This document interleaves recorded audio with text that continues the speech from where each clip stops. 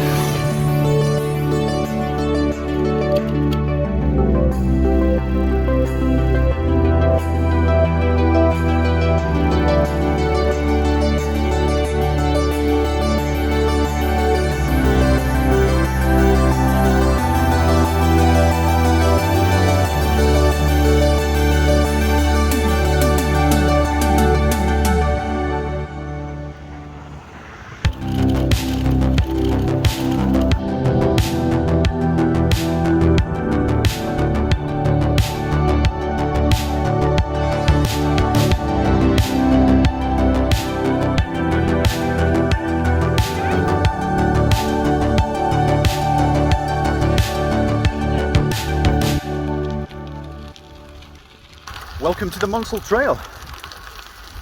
So the trail is 8.5 miles long. I've joined it at Headstone Station, but it starts just down near Bakewell there and heads up towards Blackwell, where we'll be leaving it on the Pennine Way to head over towards the High Peak Trail. But for now, let's enjoy. It's a beautiful day, it really is. I'm not surprised it's busy. So for those that don't know, the Monsal Trail used to be a railway line from Derby to Buxton. The line now ends at Matlock, and we're left with this beautiful trail to cycle on. Dotted along the trail are some really interesting places to discover. Various tunnels, viaducts, and old stations. The trail did exist many moons ago, but the tunnels weren't open. I think they were opened about 10 years ago, something like that. I can remember when they weren't open. And here's one such station now, Great Longston.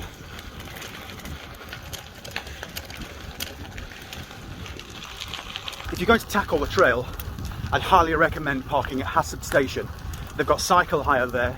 They've also got cycle hire at the opposite end at Blackwell, but just up there, lovely restaurant facilities, bookshops, and at the moment, now COVID restrictions are lifted, there's outdoor seating.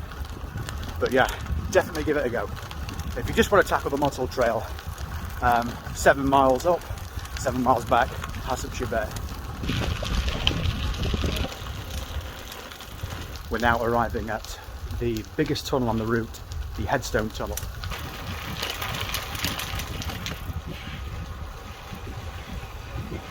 It's really great cycling and walking through these tunnels.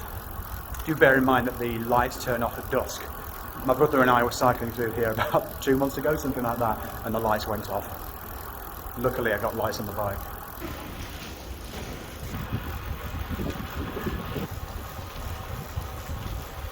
As we leave the Headstone Tunnel behind, we come to one of the most spectacular parts of the route, the Headstone Viaduct.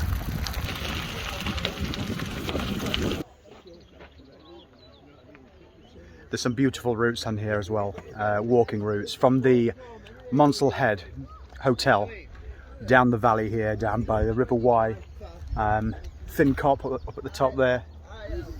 Head down that way, follow the river, around to Ashford in the water, then back over the top. It's absolute bliss here on a good day. Quite busy. You can park at the top of the hill there at the pub. There's an ice cream van, nice little cafe called, let me think of it now. I forgot the name of it, but it's one of my favourites.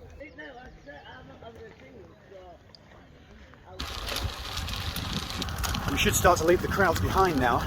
It's a very popular section, that from Hassop to the Headstone Viaduct through the tunnel. You can see why it's popular though, it's stunning. Momentarily we're going to head past Cressbrook Mill, then through Cressbrook Tunnel, and then further up is Lytton Mill, and the history just keeps unfolding in front of us. Not really much time to linger today. It's going to be quite a big route, but I've been wanting to do this one for a while. I forgot what the name of the cafe was earlier on, but it came back to me. It's the Hobbs Cafe. I've been there loads of times. It's really nice. There we have it, Cressbrook Mill, and shortly followed by the Cressbrook Tunnel. I've got the light on to alert any oncoming traffic, any people walking dogs or anything like that. It's lovely and cool in the tunnels. Perfect for a nice summer's day. It's April at the minute. The Peak District's 70th birthday, obviously. It's around about 13 degrees, so it's nice and fresh in here, especially with the t-shirt and the cycling shorts.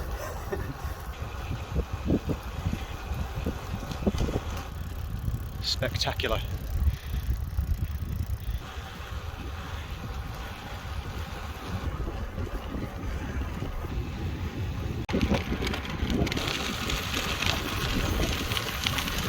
We're now arriving at Millersdale Station, just crossing the viaduct here at Millersdale. I believe it's been turned into a National Park Discovery Centre just recently. Once again, we're going to continue on. Although the ice creams are very tempting, we've got some miles to cover, or kilometres. I'm going to express a lot of things in kilometres today. As we arrive at Cheedale, we're now passing the old lime kilns.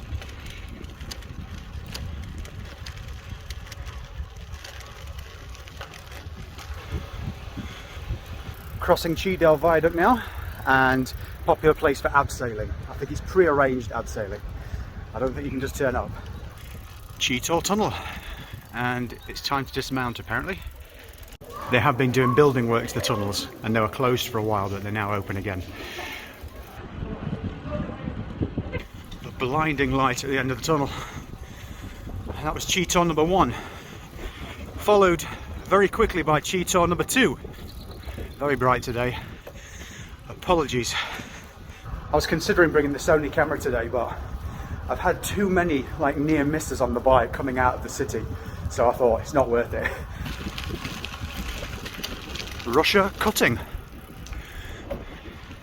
Russia Cutting is the one I always forget the name of. It's been some time since I've come this far down, 6 years or so.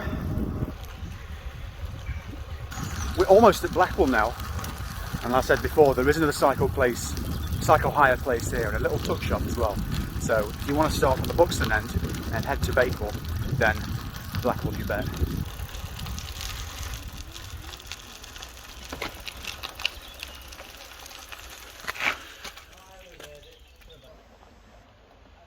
Just behind me down the valley there is the Blackwell Mill cycle hire place, and there's a beautiful little spot down there, the cottages there. You can sit by the river. Spent many an hour down there eating sandwiches. Right, we're going to join the Pennine Bridleway now and head up and over to the High Peak Trail.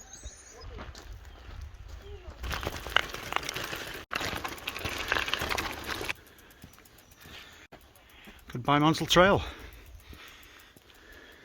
We're now heading up into the Cheedale Nature Reserve. Oh, that's the Garmin. It's a triple SI, so really important. I'm going to push the bike up this bit. You'll see why in a moment. My friend Andy and I have come down this at blistering speed before on the mountain bikes, but on the road bike, I'm going to have to push for a short moment.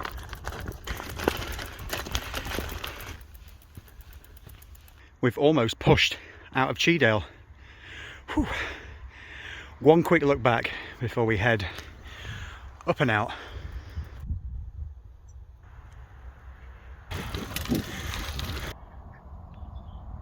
about to cross the A6 now.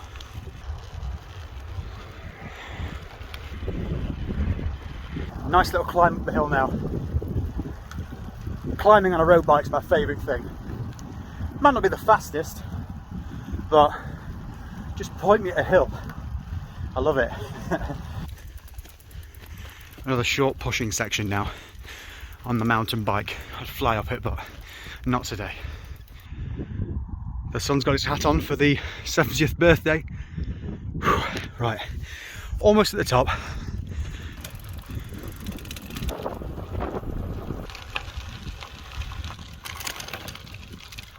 I've been really enjoying riding the road bike these past 6 months since I bought it. I did have another one before that, and I think over the last few weeks it's becoming very apparent that I should have bought a gravel bike. I tend to just take my road bikes anywhere. We're about to cross the A515 now. Here we are, the western end of the High Peak Trail. Glorious. Another nice, even, gravelly trail. The High Peak Trail. Whereas the Monsal's quite short, I can't remember exactly off the top of my head how long the High Peak Trail is now. I'll put some details on screen. The Monsal Trail tends to stick to the valley side and in the valley. This is right, as the name would suggest, in the High Peak, right on the top. You get some really long panoramic views of the White Peak up here. It's beautiful. We're just arriving in Herdlow now, and there's a beautiful couple there called the Royal Oak. Very busy today, I imagine. Lots of outdoor seating, so it will be busy. We're not far from Hartington now. A nice little quaint picture postcard village, and we're not far from Crum and Parkhouse Hill as well.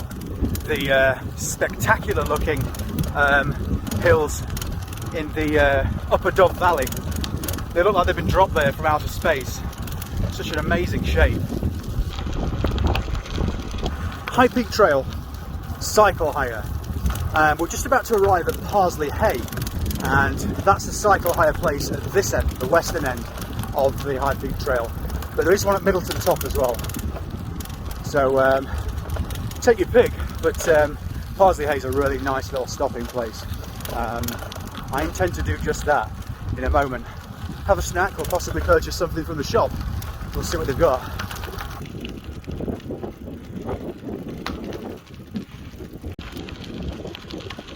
Scratch that idea. The shop isn't open and neither is the cycle hire place. But I'm sure it will be soon.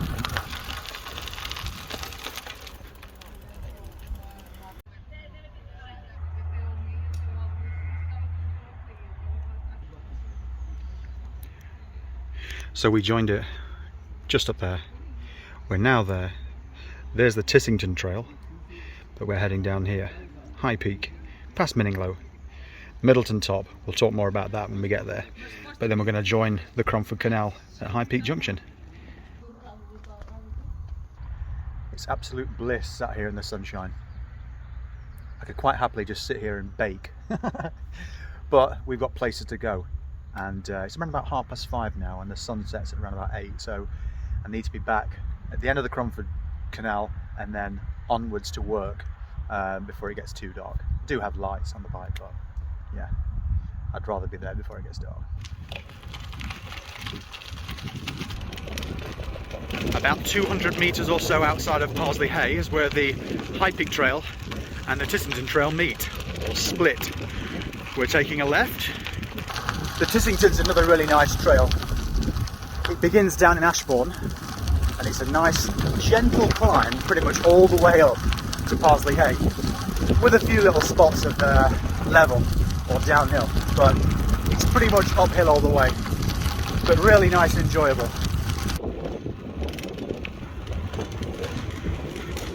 There are a few tunnels on the High Peak Trail, but not quite as long or as spectacular as the Monsal.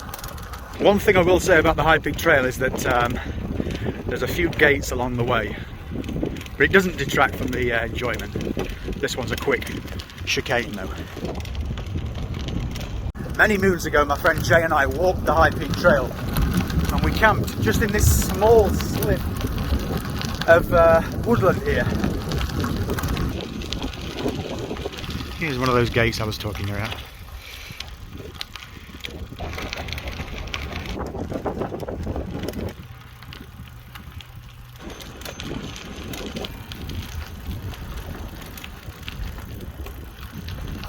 We're now passing the Fridden brickworks. There are lots of car parks dotted along the High Peak Trail, so you can pick and choose how far you want to ride. We're about to cross the A512 now, or A5012, I think.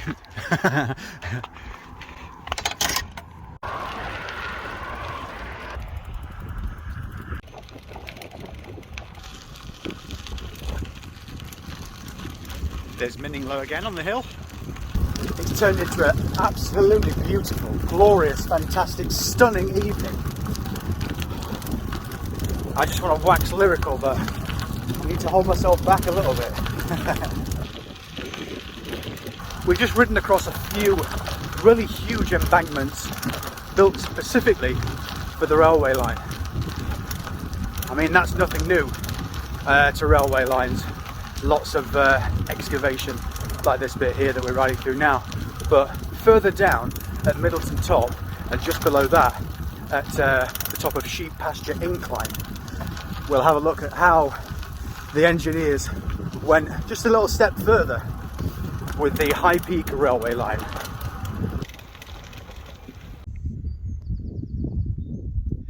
Just behind me now on the top of the hill, the ring of trees with the trees in the centre, that's the ancient burial ground of Millersdale, and it's quite a landmark in the area. And I remember, just making sure that I'm not going to block any of the cyclists, I remember when I was commuting to work, when I was living at the farm, you can see Millersdale from miles around. It's like a beacon at the top of the hill, a very recognisable shape with the ring of trees. It is private property, but I do believe, I'm not sure if the situation's changed now, when I went up there it was a concession footpath, and I did hear stories of it being closed, so I'm not sure. I've just looked back at that last clip. You can't really see Millersdale in the background, so I've had to intersperse some shots so you really get the picture. You win some, you lose some. I'm using the phone.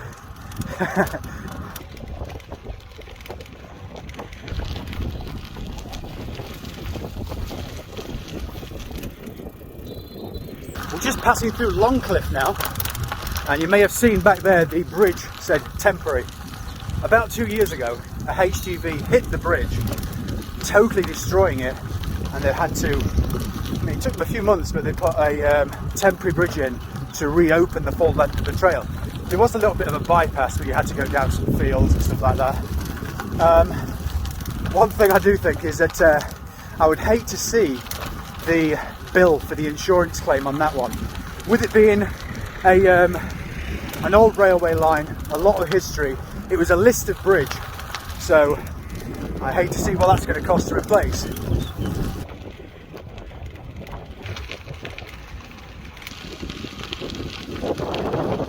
Harbour of Rocks.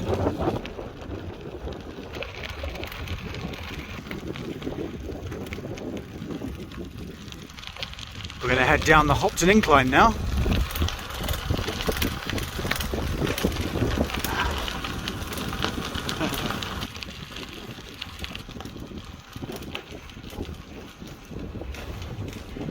We've just gone through perhaps the longest tunnel on the High Peak Trail. We're not far from Middleton Top now.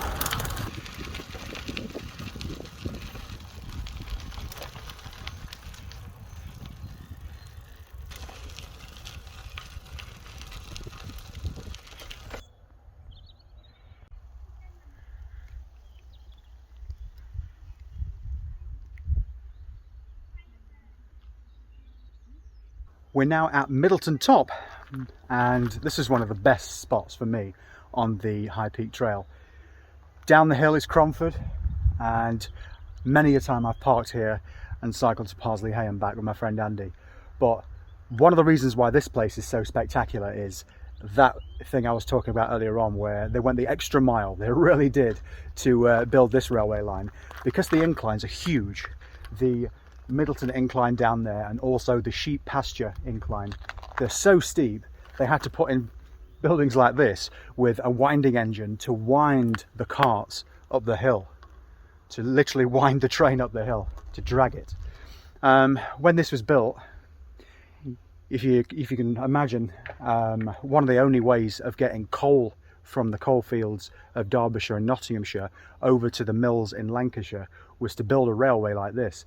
And the engineering feat it must have been is really something to behold, even all these years on, and it's now no longer a railway line. But it really is spectacular.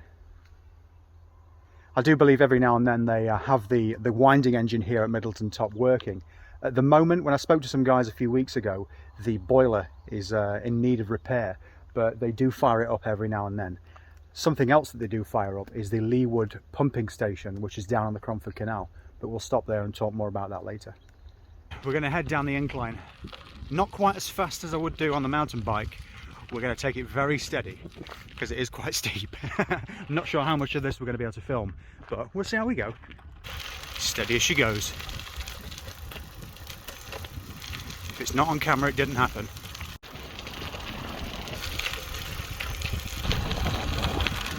And there we have it. It's the base of the winding engine just there. The wheel pit. I'm certainly not going to get a Strava personal best on that attempt. Still fun though. Yesterday I cycled a long way home from work, and I did cycle up these two inclines on the bike, so it's good to be back going in the opposite direction. We're just passing the National Stone Centre now. It's quite an interesting place to visit. Great cafe as well, if I do remember rightly, to learn more about the geology of the area.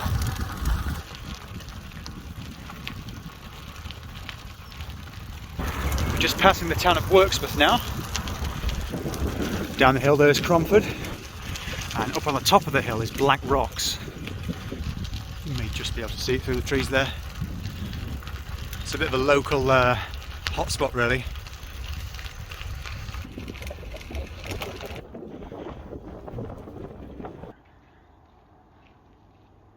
We're now overlooking Cromford, a place that's got a very rich industrial past. The location of the world's first factory, I mean, that's debated, but it's still standing now. The world's first official factory was the Derby Silk Mill. We'll not go into that too much, but that was burned down. Cromford, the Cromford Mill there, is the world's first factory, still standing. Built by the legendary Sir Richard Arkwright. There's also Willersley Castle down there that was built as his home. Masson Mill just around the corner there on the way around to Matlock Bath, another one of his creations. You can't quite see it, but there's a Ryber Castle around there over towards Matlock, but this place has got such a rich industrial heritage. Just there's the top of the sheep pasture incline. We'll head down there, and I may have to switch to GoPro. At the bottom, we've got about 10% left on the phone. Time to keep moving. We're going to head down the sheep pasture incline. I love this area. I grew up around here, so spent a lot of time in school and as a personal project learning about the history of the place, Sir Richard Arkwright and also the Crumford Canal. So you're going to have to stop me from talking, but I love it, really love it. Once again, easy does it. This is the longest incline. I believe it's about a mile long. It goes all the way down to the High Peak Junction, where the High Peak Trail meets the Crumford Canal.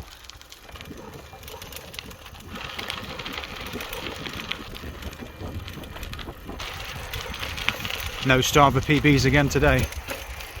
We're nearing the bottom of the incline now, and just behind me here is the catch pit. This was designed to catch any runaway trains that broke off and hurtled down to the bottom of the incline. Apparently they could reach speeds of 122 miles an hour. Can you imagine that? Woof! Also behind me is the A6.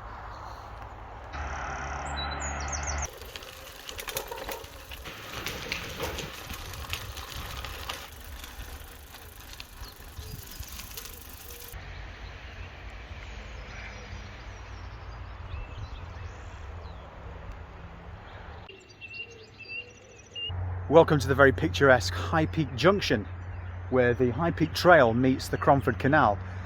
There's a car park just down there in Lee, and I would highly recommend starting from there. You can thank me later, but if you're going to go up that incline, it's a mile long, but some days it does feel like about 10 miles long.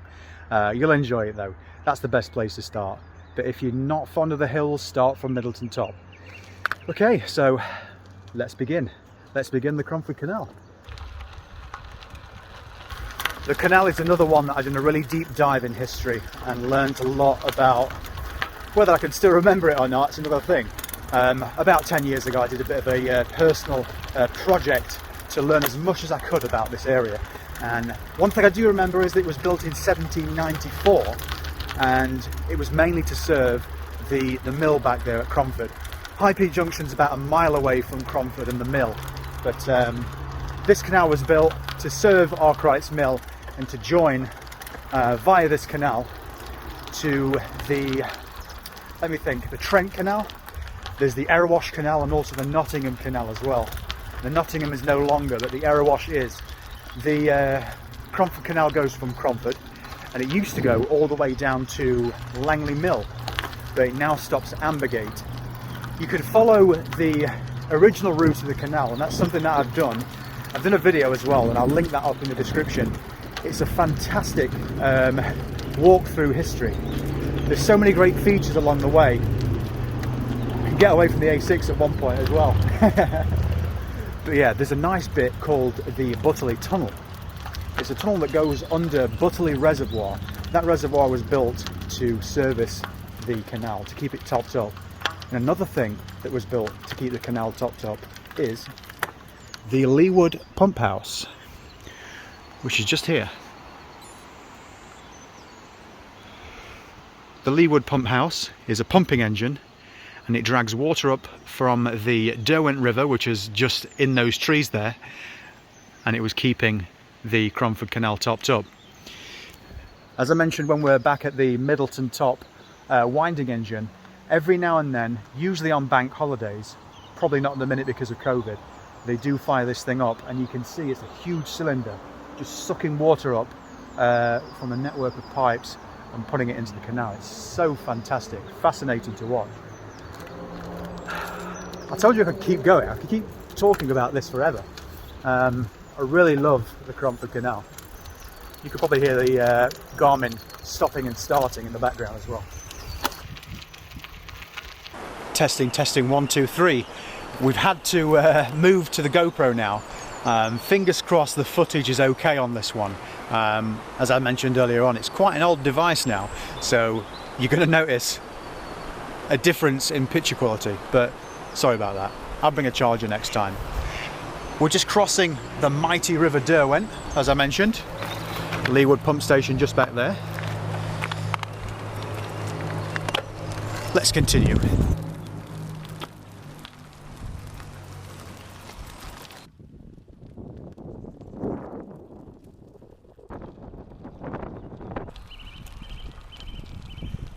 This was one of the first of its kind. The canal here goes across the train line. That's the Leeward Tunnel.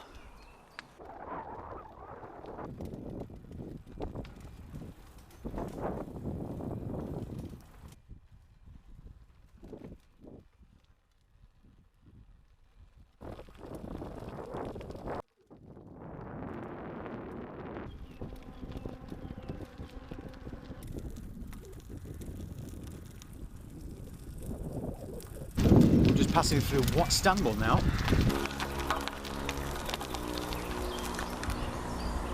The swans return to this point every year, and it's cordoned off, but it's amazing, the same spot every year. Last year I believe they had 2 cygnets and they did really well actually. I think it was because of COVID That's what I think the Derbyshire Wildlife Trust said, that because of COVID and the lack of traffic along here, they did really well.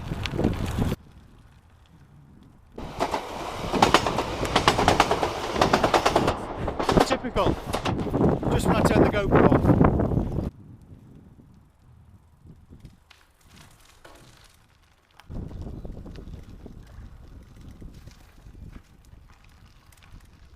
There's a wider section of the canal here, a turning point.